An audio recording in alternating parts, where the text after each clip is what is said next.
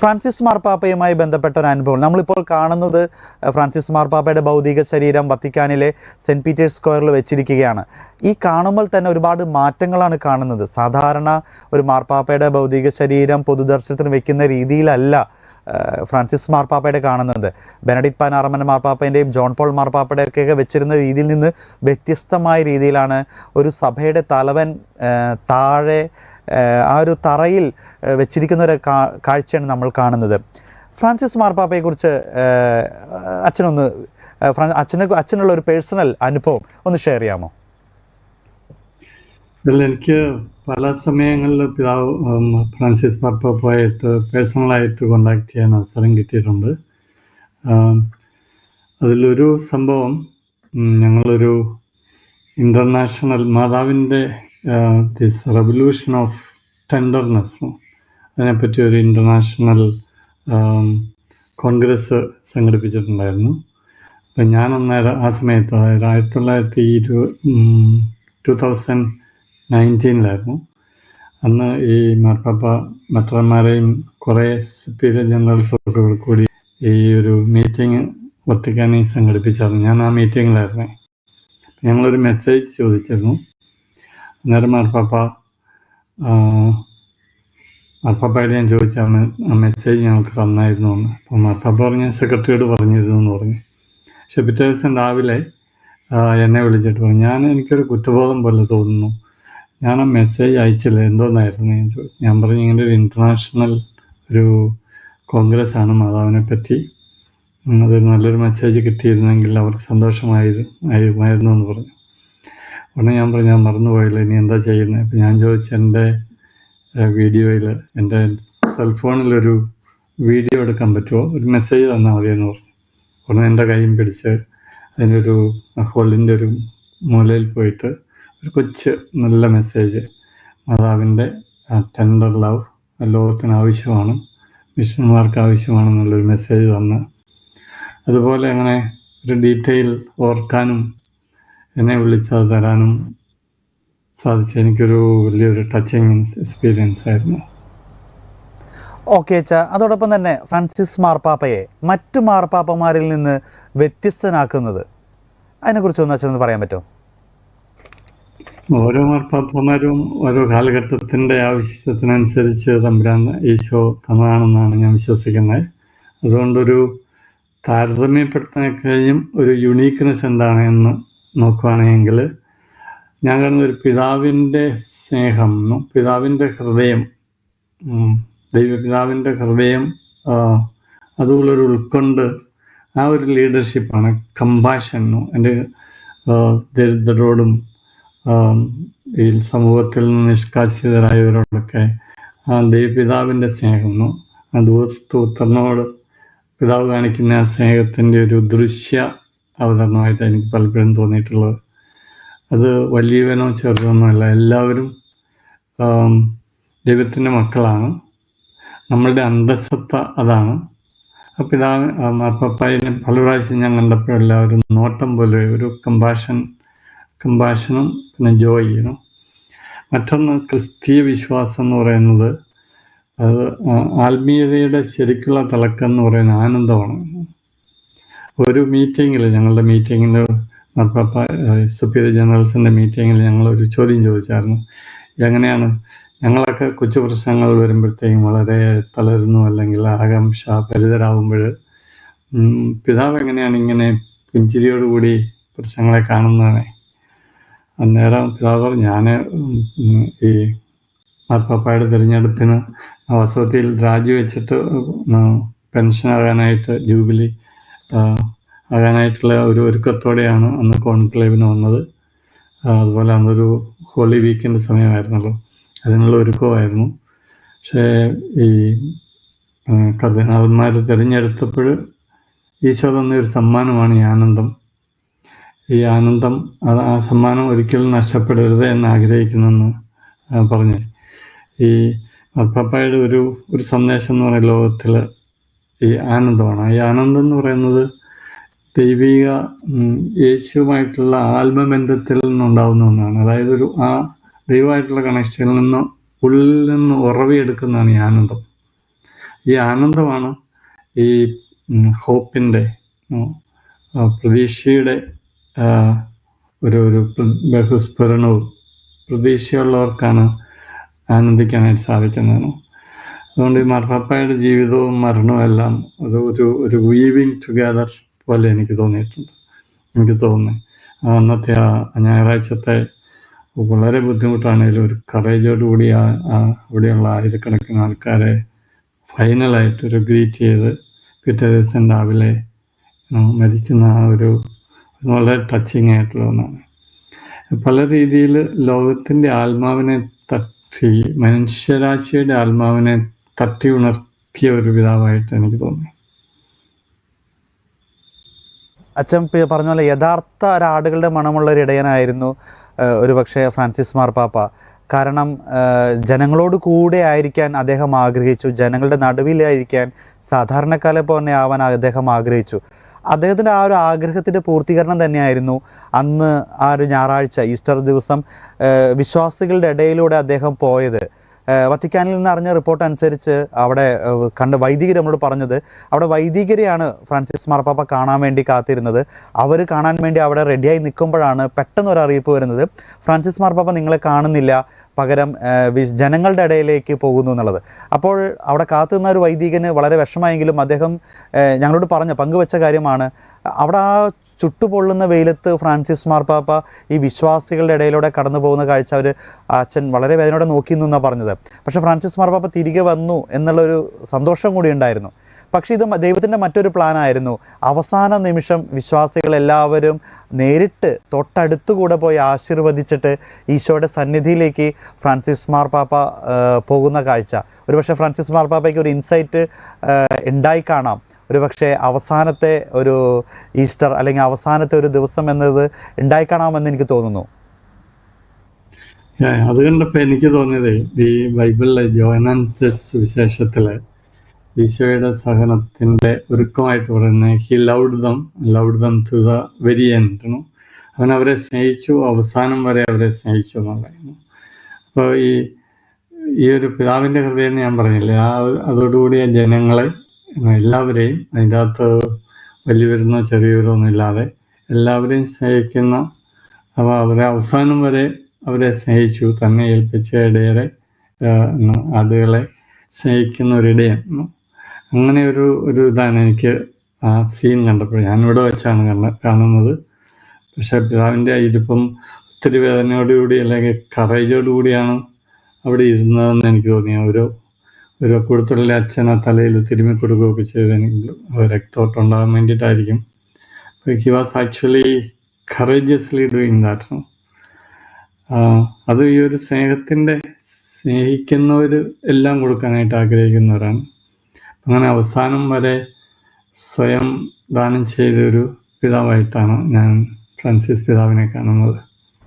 തീർച്ചയായിട്ടും ഇന്ന് രാവിലെ വത്തിക്കാനിൽ ഫ്രാൻസിസ് മാർപ്പാപ്പയുടെ ഭൗതിക ശരീരം എത്തിച്ചതിന് ശേഷം നടന്ന വിശുദ്ധ ബലിയിൽ പ്രസംഗമധ്യേ പിതാവ് പറഞ്ഞൊരു കാര്യമുണ്ട്, നമ്മുടെ മുമ്പിൽ ഇപ്പോൾ ഇരിക്കുന്നത് ഒരു തിരുശേഷിപ്പാണെന്നാണ്. നമുക്കറിയാം ആ ഒരു തിരുശേഷിപ്പിൻ്റെ പ്രത്യേകത. ഫ്രാൻസിസ് മാർപ്പാപ്പയുടെ ഭൗതിക ശരീരത്തെ നോക്കി തിരുശേഷിപ്പ് എന്നാണ് വിശേഷിപ്പിച്ചത്. That is true. തിരുശേഷിപ്പ് എന്ന് പറയുന്നത് എന്താണെന്നാണ്, നമ്മുടെ ശരീരത്തിലൂടെയാണല്ലോ നമ്മളുടെ we express ourselves, we are embodied soul. അപ്പം തൻ്റെ എല്ലാം ഉപയോഗിച്ച് നമ്മളുടെ വ്യക്തിത്വം മുഴുവൻ ഈ ശരീരത്തിലുള്ള നോട്ടത്തിലൂടെയും കൈകളിലൂടെയും എത്തിപ്പിടിക്കുന്നതും, അങ്ങനെ സ്വന്തം ജീവിതം ഈശോയുടെ ഒരു സ്നേഹത്തിൻ്റെ ബഹുസ്ഫുരണമാകാനായിട്ടാണ്. The radiating love, it was kind of a channel. ദൈവസ്നേഹത്തിൻ്റെ ഒഴുകുന്ന ഒരു ചാനലായിട്ടില്ല. അങ്ങനെ വെച്ച് നോക്കുമ്പോൾ റിലിക്ക് എന്ന് പറയുന്ന അതിൻ്റെ ഒരു നമ്മൾ കൊടുക്കുന്ന ഒരു ബഹുമാനമാണല്ലോ. We are not idolatrise or we don't make a body beyond that. അപ്പം ആ കാണുന്ന ആ ശരീരം ജീവിച്ചിരുന്നപ്പോൾ ദൈവസ്നേഹം ഒഴുകുന്ന ഒരു ചാനലായിരുന്നു. ആ രീതിയിലാണ് ഞാൻ പിതാവിനെ അവരെടുത്തോണ്ട് ഇങ്ങനെ ശരീരം എടുത്തോണ്ട് അതിലവിടെ അതേ പാത വത്തിക്കാനിൽ കഴിഞ്ഞ ഞായറാഴ്ച കുർബാന കഴിഞ്ഞിട്ട് നടത്തിയ ഒരു ഓഡിയൻസ് പോലെ ആ വഴിയിൽ കൂടെ തന്നെ ഈ ശരീരം വഹിച്ചുകൊണ്ട് പോയപ്പോഴേ the difference is that now he completed his mission സ്വന്തം ദൗത്യം കഴിഞ്ഞിട്ട് മറ്റുള്ളവർ പിതാവിനെ വഹിച്ചുകൊണ്ട് അതേ പാതയിലൂടെ വത്തിക്കാനിലേക്ക് കയറുമ്പോൾ it was for me a touching moment. Canal of God's grace. തീർച്ചയായിട്ടും അച്ഛൻ മറ്റൊരു കാര്യം ചോദിച്ചോട്ടെ. അതായത് ഈ പറഞ്ഞ പോലെ ഫ്രാൻസിസ് മാർപ്പാപ്പ സ്നേഹത്തിൻ്റെ എല്ലാം ഒരു വശമുണ്ടാകുമ്പോൾ കൂടി അദ്ദേഹത്തിൻ്റെ നിലപാടുകൾ അദ്ദേഹം അത് വളരെ വ്യക്തമാക്കിയിരുന്നു. നിലപാടുകളിൽ അല്ലെങ്കിൽ അദ്ദേഹത്തിൻ്റെ ഉറച്ചൊരു നിലപാട് അല്ലെങ്കിൽ വെള്ളം ചേർക്കാത്ത മായം ചേർക്കാത്ത ഒരു നിലപാടുകൾ എന്നും അദ്ദേഹം എടുത്തിരുന്നു, സഭയുടെ കാര്യത്തിൽ, ആരാധനാ രീതികളിൽ എല്ലാം. അപ്പോൾ ഇത്രമാത്രം ഈ ഒരു രീതി വരുമ്പോഴും കാർക്കശ്യത്തിൻ്റെ ഒരു നിലപാടുകളിൽ എടുക്കുന്ന ആ ഒരു വ്യക്തത എല്ലാം അദ്ദേഹം നോക്കിയിരുന്നു. പക്ഷേ ആ ഒരു പേരിൽ തന്നെ ഫ്രാൻസിസ് മാർപ്പാപ്പ പലപ്പോഴും പല രീതിയിലും വിമർശിക്കപ്പെട്ടിരുന്നു. പല ആളുകളും അദ്ദേഹത്തെ വിമർശിച്ചിരുന്നു. അഭയാർത്ഥികളുടെ ഏറ്റവും പ്രധാനപ്പെട്ടത് അഭയാർത്ഥികളെ സ്വീകരിക്കുന്നതുമായി ബന്ധപ്പെട്ടാണ്. പലപ്പോഴും അഭയാർത്ഥികളെ സ്വീകരിക്കും, അവർക്ക് എന്താ പറയുക, ഒരു ഇടം കൊടുക്കണമെന്ന് ഫ്രാൻസിസ് മാർപ്പാപ്പ പല രാജ്യ നേതാക്കളോടും മൊത്തം പറഞ്ഞിരുന്നു. മരണത്തിന് തൊട്ട് മുമ്പ് വരെ, തലേ ദിവസം വരെ അമേരിക്കൻ വൈസ് പ്രസിഡന്റ് JD വാൻസിനോടും അദ്ദേഹം പറഞ്ഞത് കുടിയേറ്റക്കാരുടെ അനുകമ്പയോടെ നിങ്ങൾ പെരുമാറണമെന്നാണ്. അപ്പോൾ അങ്ങനെയുള്ള ചില നിലപാടുകളിൽ വിമർശനം അദ്ദേഹത്തിന് നേരിടേണ്ടി വന്നിട്ടുണ്ട്. ഈ ഒരു വിഷയത്തിൽ നിലപാടുകളിലെ ആ കാർക്കശ്യവും അതോടൊപ്പം തന്നെ വെള്ളം ചേർക്കാതെ അദ്ദേഹം മുന്നോട്ട് പോയതും ഇതിനെക്കുറിച്ച് അച്ഛന് പറയാനുള്ളത്? ഞാൻ ബഹുമാനിക്കുന്ന വ്യക്തികൾ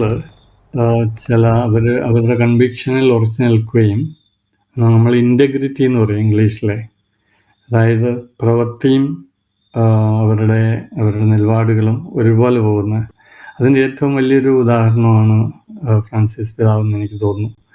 കാരണം നമ്മളിപ്പം ജെൻറ്റിൽനെസ് ആൻഡ് ഫേംനെസ്, ഇത് രണ്ടും ഒരു ക്രിസ്തീയ ഒരു യേശുവിൻ്റെ ശിഷ്യൻ്റെ ഒരു ലക്ഷണമാണത്. പ്രിൻസിപ്പിൾസിൽ മായൊന്നും ചേർക്കത്തില്ല, പക്ഷെ കമ്പാഷൻ ടു ദ വീക്ക്. ഈശോയും അങ്ങനെയായിരുന്നല്ലോ. ഇഫ് യു ലുക്ക് അറ്റ് ഈശോയുടെ ജീവിതത്തെ പറ്റി നോക്കിയാലും ഈശോയുടെ നിലപാടുകളിൽ വെള്ളം ചേർക്കുന്നല്ലോ.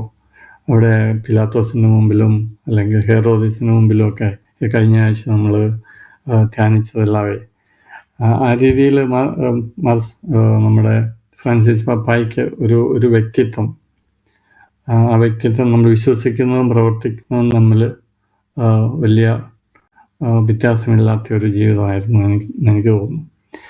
ഇങ്ങനെയുള്ളവർ പലപ്പോഴും ക്രിട്ടിസൈസ് ചെയ്യപ്പെടും, അവരെ വിധിക്കും. പലപ്പോഴും മനസ്സിലാക്കാതെയാണ് അവരെ വിളിക്കുന്നത്. അവർ മരിച്ചു കഴിഞ്ഞിട്ടാണ് പിന്നെ അവർ ചെയ്ത് ശരിയായിരുന്നു എന്നൊക്കെ പറയുന്നത്. എനിക്ക് തോന്നുന്നു പിതാവ് കാണുന്നത് ഈ ഒരു വലിയൊരു ബിഗർ പിക്ചറിൽ നിന്നുകൊണ്ടാണ് പിതാവ് ഈ ലോകത്തെയും മനുഷ്യരെയും കാണുന്നത്. ദൈവത്തിൻ്റെ ദൃഷ്ടിയിലൂടെ നോക്കുമ്പോൾ എല്ലാ മനുഷ്യർക്കും വേണ്ടിയിട്ടാണ് ഈ ഭൂമിയും അതിലെല്ലാം കൊടുത്തിരിക്കുന്നത്. അപ്പോൾ എല്ലാ മക്കൾക്കും അവകാശപ്പെട്ടതാണ്. ഇമ്മിഗ്രേഷൻ വാസ് എല്ലായ്പ്പോഴും ഉണ്ടായിരുന്നതാണ്. ആ ഇമ്മിഗ്രേഷനിലെ നിയമങ്ങൾ ഒരു സാമൂഹിക സുസ്ഥിതിക്ക് വേണ്ടിയിട്ടുള്ള നിയമങ്ങൾ വേണം. ആ നിയമങ്ങളെ വേണ്ടെന്നൊന്നും പിതാവ് പറഞ്ഞിട്ടില്ലല്ലോ.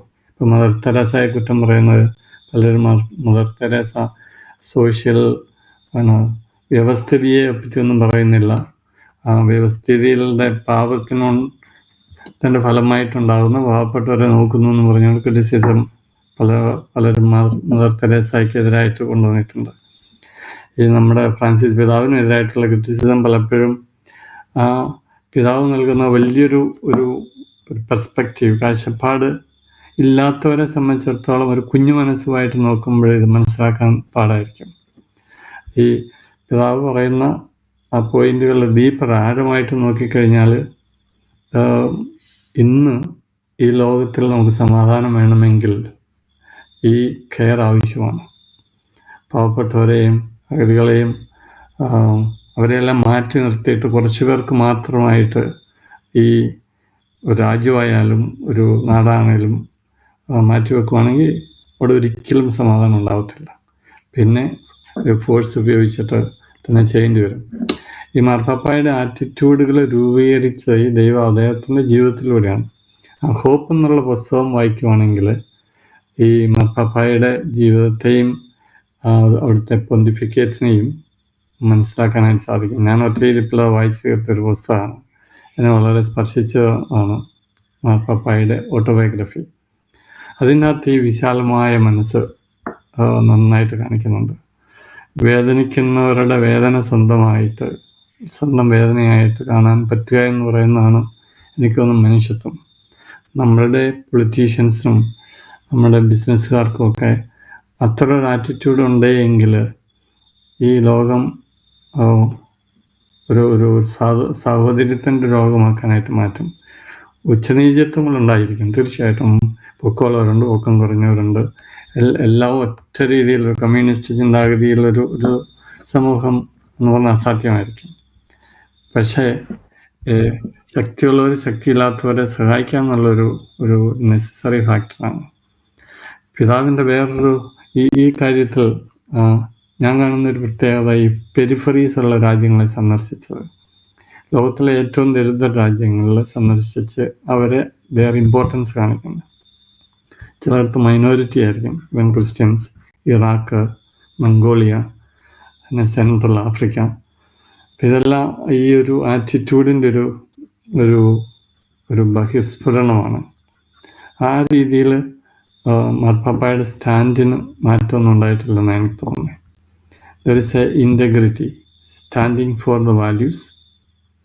പിന്നെ സഭയ്ക്കകത്താണേലും ഒരു പ്രശ്നം ഒരു അബ്യൂസ് മാത്രമേ ഉണ്ടായാലും അതിനെ സ്ട്രിക്റ്റായിട്ട് കാണുമെന്ന് പറഞ്ഞ് മാർപ്പാപ്പ വിക്ടിംസിനോട് കാണിക്കുന്ന സഹതാപവും അല്ലെങ്കിൽ അവരെ ഇങ്ങനെയൊന്നും സഭയെ പാടില്ലെന്ന് കാണുന്ന ആ ഒരു സ്ട്രിക്റ്റ്നെസ്സും അതേസമയം വേദനിക്കുന്നതോടുള്ള കമ്പാഷനും ഇത് ഈശോയുടെ ജീവിതത്തിൻ്റെ ഒരു കൈൻഡ് ഓഫ് റിപ്ലിക്കാണ് എന്നാണ് എനിക്ക് തോന്നുന്നത്. ഓക്കെ അച്ഛാ, വ്യക്തമാണ്. ഫ്രാൻസിസ് മാർപ്പാപ്പയെക്കുറിച്ചും അദ്ദേഹത്തിൻ്റെ ദർശനങ്ങളെക്കുറിച്ചുമെല്ലാം അച്ഛൻ ഇത്ര നേരം നമ്മളുമായി ഗുഡ്നസ് ടി വി പ്രേക്ഷകരുമായി അച്ഛൻ സംസാരിച്ച ഒരുപാട് നന്ദി അച്ഛാ. അച്ഛൻ്റെ സഭയുടെ പ്രൊവിൻഷ്യൽ സുപ്പീരിയറാണ്. അച്ഛൻ്റെ ആ ഒരു എന്താ പറയുക ഉത്തരവാദിത്തം അത് വളരെ വലുതാണ്. ലോകം മുഴുവനുമുള്ള സഭ സ്ഥാപനങ്ങളുമായി ബന്ധപ്പെട്ട എല്ലാ കാര്യങ്ങളിലും വളരെ ഉത്തരവാദിത്തപ്പെട്ട ഒരു പോസ്റ്റിലിരിക്കുകയാണ്. ഈ സമയം ഞങ്ങൾക്ക് വേണ്ടി ഗുഡ്നസ് ടി വിയിൽ വന്ന് ഫ്രാൻസിസ് മാർപ്പാപ്പയെക്കുറിച്ചുള്ള അങ്ങയുടെ വ്യക്തിപരമായ അനുഭവങ്ങളെല്ലാം പങ്കുവച്ചു. ഒരുപാട് നന്ദി അച്ഛാ. Thank you. God bless you for your service.